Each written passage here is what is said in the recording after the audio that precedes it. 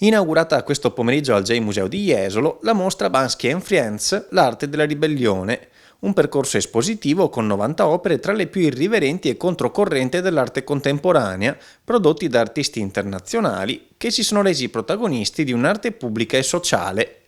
Importanti e attuali sono infatti le tematiche toccate, che rappresentano la vita, la morte, l'ingiustizia sociale e anche le guerre.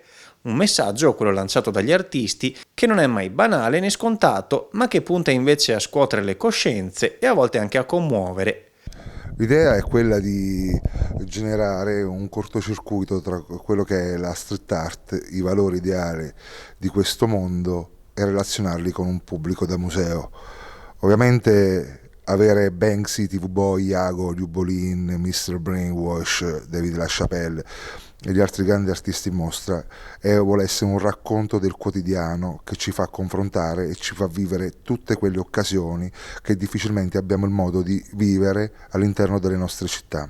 L'ideale in questo percorso è la base, nel senso che ognuno di loro ci offre, attraverso il personale punto di vista, un racconto della società. Ad esempio, TV Boy è un'enciclopedia visiva che puntualmente ci tiene aggiornati su come il mondo cambia. In verità possiamo definire anche questo spazio un universo, no? Jesolo è città di mare, è aperta, è sul suo orizzonte è il mondo intero. Questo le consente di essere protagonista di percorsi culturali e linguistici che caratterizzano questa mostra e la connettono con il resto del mondo.